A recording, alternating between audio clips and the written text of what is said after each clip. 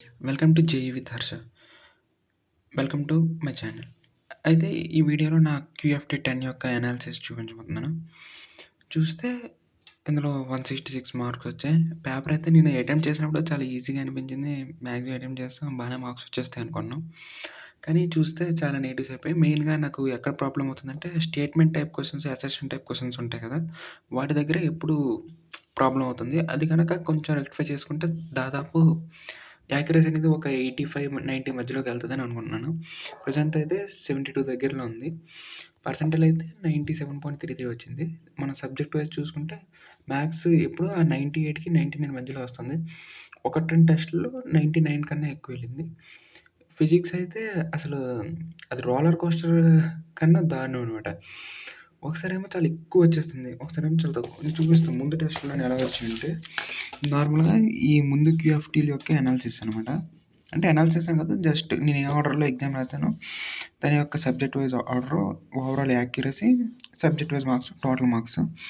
అయితే ఇక్కడ ఫిజిక్స్ చూడండి. ఫస్ట్ టెస్ట్ ఇవన్నీ ఫుల్ సిలబస్ టెస్ట్‌లే మ్యాథ్ అండ్ క్యూఎఫ్టీస్. ఫస్ట్ చూసుకుంటే 38 వచ్చాయి. ఇదేంటబ్బా వెళ్ళిపోతుంది అనుకున్నా. అంతా ప్రిపేర్ అయ్యాము. తీరా చూస్తే 38 మార్కులు ఫిజిక్స్ అనుకున్నా. కొంచెం అంటే రివైజ్ చేసుకోలేదు అప్పుడు సరిగ్గా. తర్వాత క్యూఎఫ్టీ 2కి మొత్తం రివైజ్ చేసుకున్నాం. కానీ 60కెళ్ళాయి. పర్లేదు బాగానే వస్తాయని అనుకున్నాం. మ్యాథ్స్ ఇక్కడ 40లో 42, 39. కెమిస్ట్రీ 46, 49. అయితే నెక్స్ట్ ఎగ్జామ్‌కి ఇంకా దారుణం అసలు 36 పడిపోయింది. నెక్స్ట్ ఎగ్జామ్ చూస్తే ఇంకా 29. అంటే పేపర్ కొంచెం టఫ్‌గా ఉంది. కానీ మరీ 29 వచ్చేంత కాదు. ఒక్కసారి మైండ్ బ్లాక్ అయిపోయింది ఫిజిక్స్ మార్క్స్ చూడగానే. పోన్లే మరి మార్క్స్ అన్నాక అలా జరుగుతాయి. అలా అనుకుని నెక్స్ట్ ఎగ్జామ్‌కెళ్ళిపోయాం. నెక్స్ట్ 62, 68, 64, 79 చూడగానే నాకే చాలా హ్యాపీగా అనిపించింది కూడా. అంత ఇప్పుడు ఎవరైనాను ఇంత ప్రిపేర్ అవుతున్నా ఆ మార్క్స్ వచ్చేసరికి హ్యాపీనెస్ ఉంటది. అందులోనే పర్సెంటైల్ హైయెస్ట్ మార్క్స్ ఆ ముందు క్యూఎఫ్టీ 6లో వచ్చాయి. అప్పుడు 68 మార్క్స్ వచ్చాయి. నెక్స్ట్ 64. ఇందులో ఫిజిక్స్ 8థ్ క్యూఎఫ్టీలో అయితే ఫిజిక్స్ ఒకటే కాపాడింది. ఫిజిక్స్ ఇక్కడ 79 వచ్చాయి. టోటల్ 150. అదే ఫిజిక్స్ కనుక లేకపోతే అక్కడ బలైపోయింది. నెక్స్ట్ క్యూఎఫ్టీ 9 న్యూ ఇయర్ రోజు రాశాను. 138 మార్క్స్ వచ్చాయి. ఇదైతే అసలు ఫుల్ డిసప్పాయింట్ అయిపోయాను. దెబ్బకి ప్రిపరేషన్ స్ట్రాటజీ అంటే అంతవరకు ముందు చదువుకుంది కొత్తగా ఈ ప్లాన్ రెడీ చేశాను. సెకండ్‌న కూర్చొని రెడీ చేశాను ఇలా చదవాలని. ఈరోజు 4థ్ ఇవి చేయాలి. కానీ ఇక్కడ ఈ ప్లేస్‌లో ఎగ్జామ్ అయింది. కాబట్టి ఎగ్జామ్ ప్లేస్‌కి ఇవి షిఫ్ట్ చేశాను. ఇవన్నీ ఎగ్జామ్ టైమింగ్ ఎక్కడుందో అక్కడ అవన్నీ చేస్తాననమాట. అయితే నెక్స్ట్ ఈ క్యూఎఫ్టీ 10 యొక్క అనాలిసిస్ టైమ్ ఇది. ఎలాగోనో మళ్ళీ నేను వీటిని రివైజ్ చేసుకోవాలని ఏదైనా ఇంప్రూవ్‌మెంట్ కానీ పనికొస్తదని వీడియో పెడుతున్నాను. మీకు నచ్చితే ఖచ్చితంగా వీడియోని లైక్ చేయండి. మీ ఫ్రెండ్స్ షేర్ చేయండి. అయితే ఈ క్యూఎఫ్టీలో మాత్రం యాక్యురసీ 72% చెప్పాను కదా! ఫిజిక్స్ మళ్ళీ 62, కెమిస్ట్రీ 55, మ్యాథ్స్ 49 వచ్చాయి. టైమ్ అనాలిసిస్ చూసుకుంటే నేనెప్పుడు మ్యాథ్స్‌కి చాలా ఎక్కువ టైం అయిపోతుంది. Maths 95 minutes, physics 44 minutes, chemistry return on investment ROI ప్రకారం అయితే మ్యాథ్స్ వల్లే చాలా దెబ్బతిపోతుంది. నార్మల్‌గా ఏ ఈ క్యూఎఫ్టీ 10లో ఏ టాపిక్స్ ఉండిపోయాయంటే అంటే ఏ టాపిక్స్ వల్ల మిస్టేక్ అయింది, ఏ టాపిక్స్ నేను ఇంప్రూవ్ అవ్వాలంటే ఇవి ఇవి పెర్ముటేషన్ కాంబినేషన్స్‌లో 2 క్వెషన్‌లు తప్పయిపోయాయి. ఇంకా జామెట్రికల్ ప్రాబ్లమ్స్ మొన్నటి వరకు కాంప్లెక్స్ నెంబర్స్‌లో 2 ఈక్వేషన్‌లు ఇచ్చి ఆటిల్లో కామన్ సొల్యూషన్స్ అడిగాడు. అవి కొంచెం ఇబ్బందిగా ఉందని ఈ మధ్య లాస్ట్ 2 టెస్ట్‌లో బానే రాశాను. కాకపోతే ఇప్పుడు కొంచెం 3 డీ జామెట్రీ, వెక్టర్స్ మిక్స్ చేసి ఇచ్చాడు. ఆ క్వెషన్ కొంచెం కష్టమైంది. ఇంకా మెయిన్ ఇది లాస్ట్ ఇయర్ కూడా నాకు ఇదే ప్రాబ్లమ్ ఉండేది. ఇంతవరకు ఇంకా రెక్టిఫై చేసుకోలేదు. నంబర్ ఆఫ్ రిలేషన్స్ అంటే ఫంక్షన్స్ ఇచ్చి ఒక 2 సెట్లు ఇచ్చి ఎన్ని ఫంక్షన్స్ ఈటిల్లో పాసిబుల్ అవుతాయని సర్టెన్ కండిషన్ ఇచ్చి అడుగుతారు కదా! అలాంటి క్వెషన్‌లో ఇబ్బంది అయిపోతుంది. ఫిజిక్స్ చూసుకుంటే ఈ థర్మోడైనమిక్ గ్రాఫ్స్ నేను నార్మల్ ప్రాక్టీస్ కోసం చేసినప్పుడు ఎప్పుడూ బానే అవుతది. కానీ ఎప్పుడైతే టెస్ట్‌లో వచ్చిన ప్రతిసారి ఒక 2 క్వెషన్స్ అయినా యావరేజ్ వస్తుంది థర్మోడైనమిక్స్ నుండి. కనీసం ఆ రెండిట్లో ఒక్క క్వెషన్ అయినా ఎప్పుడు మిస్టేక్ అయిపోతుంది. తర్వాత ఈ కులిమ్స్‌లో అది నార్మల్‌గా ఏదైనా న్యూమరికల్ క్వెషన్ గాని, లేదంటే ఏదైనా డేటా రిలేటెడ్ క్వెషన్ అయితే చేసేదు. కానీ థియరిటికల్ క్వెషన్ అడిగాడు. థియరిటికల్ క్వెషన్‌లో ఎప్పుడూ మిస్టేక్ అయిపోతుంది. తర్వాత రే ఆప్టిక్స్‌లో మొన్నటి వరకు రే ఆప్టిక్స్ సిలబస్ ఏం కంప్లీట్ అవ్వలేదు. కానీ 2 డేస్ బ్యాకే కంప్లీట్ చేశాను. అయితే ఇక్కడ మరి కొంచెం హై లెవెల్‌లో అడిగాడనమాట. ఏరియల్ మాగ్నిఫికేషన్ సంబంధించి శాటిలైట్ దగ్గర నుండి శాటిలైట్ దగ్గర ఎంత స్క్రీన్ ఉంది, ఇక్కడ ఎర్త్ మీద ఎంత ఏరియా శాటిలైట్ స్క్రీన్ మీద పడతదని అడిగాడు. కొంచెం కష్టంగా అనిపించి వదిలేసాను. నెక్స్ట్ వేవ్ ఆప్టిక్స్ అంతా మనం ఏం చేస్తాం? నార్మల్‌గా ఫ్రింజ్ విత్ లెంత్ ఫ్రింజ్‌ని లిక్విడ్ లేదంటే మరి ఇంకా ఎక్కువ కావాలంటే పోలరైజేషన్ లేదంటే ఇంటెన్సిటీ రిలేటెడ్ ప్రాబ్లమ్స్ ఇలాంటివి ఎక్కువ చేస్తాం. లేదంటే ఇవన్నీ కంప్లీట్ చేస్తాం. కానీ ఏకం బ్రూస్టర్ అది నార్మల్‌గా నా షార్ట్ నోట్స్‌లో ఉంది. నార్మల్ నోట్స్‌ని చూసాను. కానీ అంత ఇంపార్టెంట్ కాదు అనుకోని పట్టించుకోలేదు. కానీ ఈ టెస్ట్‌లో అది అడిగాడు. నెక్స్ట్ థర్మోడైనమిక్స్‌లో చెప్పాను యావరేజ్ 2 క్వెషన్స్ అడుగుతున్నాడని. అంటే అసెర్షన్ టైప్ క్వెషన్ అడిగాడు. అదొకటి తప్పయిపోయింది. నెక్స్ట్ మ్యాగ్నెటిక్ ఫీల్డ్, ఎస్‌హెచ్‌ఎమ్ 2 మిక్స్ చేసి అందులో కూడా స్టేట్మెంట్ టైప్ క్వెషన్ అడిగాడు. అదొకటి తప్పయిపోయింది.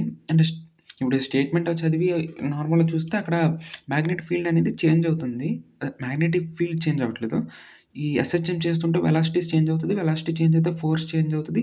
ఫోర్స్ చేంజ్ అవ్వడం వల్ల నేను టైమ్ పీరియడ్ చేంజ్ అవుతదనుకున్నాను. కానీ అక్కడ టైమ్ పీరియడ్ చేంజ్ అవ్వదట. స్టేట్మెంట్ వల్ల చేంజ్ అవుతదని ఇచ్చాడు. నేను ట్రూ అని పెట్టాను. కానీ ఆన్సర్ ఏమో ఫాల్స్ అని ఉంది.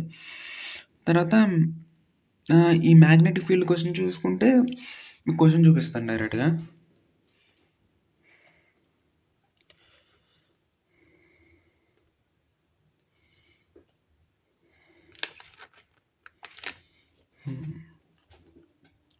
మ్యాగ్నెటిక్ ఫీల్డ్ క్వెషన్ ఇది.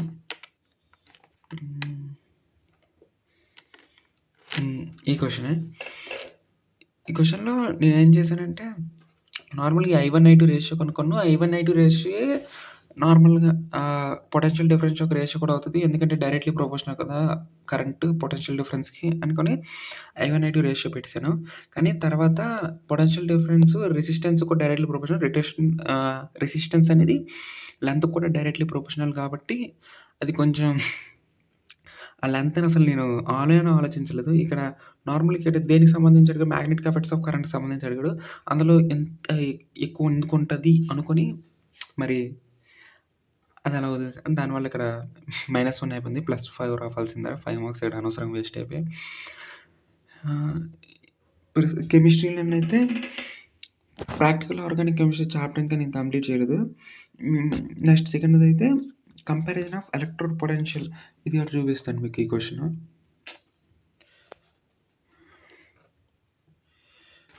కంపారిజన్ ఆఫ్ ఎలక్ట్రోడ్ పొటెన్షియల్స్ ఈ క్వెషన్ చూడండి. ఈ నార్మల్ ఎలక్ట్రోడ్ పొటెన్షియల్ Cr+3 నుండి +2కి అంటే ఇక్కడ ఏంటవుతుంది రెడ్యూస్ అవుతుంది. రెండిటికి రిడక్షన్ పొటెన్షియల్స్ ఇచ్చాడు. Cr+3కి నెగెటివ్‌లో ఉంది. అంటే అదేమో రెడ్యూసింగ్ ఏజెంట్, Mn+3 ఏమో ఆక్సిడైజింగ్ ఏజెంట్ అని మనకు క్వెషన్ బట్టి క్లియర్‌గా తెలుస్తుంది. అయితే మనకేంటి Cr+3 అనేది రెడ్యూసింగ్ ఏజెంట్, Mn+3 అనేది ఆక్సిడైజింగ్ ఏజెంట్ కదా! ఇక్కడ ఏంటన్నాడు Cr+2 అన్నాడు. ఇక్కడ +3 ఇచ్చుంటే నేను డైరెక్ట్‌గా పెట్టేద్దును. కానీ ఇక్కడ +2 ఇచ్చాడు కాబట్టి మనకు రివర్స్ అవుతది. ఇది పాజిటివ్ అవుతది. కాబట్టి ఇది ఏది కరెక్ట్ కాదని పెట్టాను. కానీ అది రాంగ్ అన్నాడు. అది కొంచెం అది మీరే చెప్పాలి అది కరెక్టో కాదో. ఒకవేళ కరెక్ట్ అయితే 5 మార్క్స్ కలుస్తాయి. నేను అనుకుంది కరెక్టే. నెక్స్ట్ ఎడియాబాటిక్ ప్రాసెస్ ఈ క్వెషన్ కూడా చూపించాలి. ఈ క్వెషన్ చూడండి. ఈ క్వెషన్ ఎడియాబాటిక్ ప్రాసెస్ అంటే మనకు డైరెక్ట్‌గా తెలుసు కదా! రిలేషన్ P/V⁴ కాన్స్టెంట్ అని. అదే టెంపరేచర్‌కి, వాల్యూమ్‌కి రిలేషన్ అంటే టెంపరేచర్ వాల్యూమ్‌కి రిలేషన్ ఏంటవుతది? P ప్లేస్‌లో T/V యేసుకుంటే T/V⁴ కాన్స్టెంట్ కదా! నేను ఆ రిలేషన్ బట్టి చేశాను. ఆ రిలేషన్ చేస్తే బి ఆప్షన్ వచ్చింది. కానీ మనం అలా కాదు. దీన్ని నార్మల్‌గా మనం thermodynamics first law of thermodynamics ఉంటది కదా! దాని ప్రకారం చేస్తే ఇలా ఆన్సర్ వస్తది. అది కొంచెం అక్కడ మిస్టేక్ అయిపోయింది. నెక్స్ట్ ఇంకా చూసుకుంటే బయోమాలిక్యూల్స్ చాప్టర్ కూడా ఇంకా నాది కంప్లీట్ అవ్వలేదు. ఆ బయోమాలిక్యూల్స్ క్వెషన్ ఒకటి వదిలేసాను. నెక్స్ట్ థర్మోకెమిస్ట్రీ, థర్మోడైనమిక్స్ కలిపి ఒక క్వెషన్ అడిగాడు. ఇదా క్వెషను. ఇంకా ఎంత ఏం చేస్తాం చేశాను నార్మల్ ట్రై చేశాను. కానీ ఆన్సర్ రాలేదు. ఆప్షన్‌లో మ్యాచ్ అవ్వట్లేదు కాబట్టి వదిలేసాను. నెక్స్ట్ న్యూమరికల్స్ చూసుకుంటే quantitative analysis of organic compounds చూసి చాలా లెంతీగా అనిపించింది. లెంత్ ఇప్పుడు చేయడం ఎందుకని అది వదిలేసాను. ఈ అర్హీనియస్‌ది ట్రై చేశాను. కానీ అది ఇదేనా? ఆ! ఈ క్వెషనే. ఎర్హీనియస్‌ది ట్రై చేశాను. కాపోతే ఎక్కడో కాలిక్యులేషన్ మిస్టేక్ అయిపోయింది. కాలిక్యులేషన్ మిస్టేక్ అవ్వడం వల్ల మొత్తం ఆన్సర్ మొత్తం తేడా అయిపోయింది. నాకు ఈఏ 120 వచ్చింది.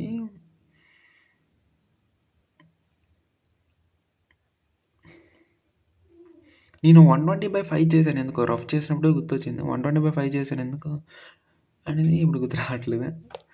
అందువల్ల అది మిస్టేక్ అయిపోయింది. అంతే. ఈ టెస్ట్ యొక్క అనాలిసిస్ అయితే ఇంతే. మీకు ఈ వీడియో నచ్చితే ఖచ్చితంగా లైక్ చేయండి. ఇంకా ఏమైనా టిప్స్ అండ్ ఏమైనా ఇవ్వాలనుకుంటే నేను మీ కామెంట్స్‌లో చదువుతాను. కామెంట్స్‌లో ఇవ్వండి. మీ ఒపీనియన్‌ని కామెంట్ సెక్షన్‌లో టైప్ చేయడం మాత్రం మర్చిపోకండి. Thank you. Have a nice day.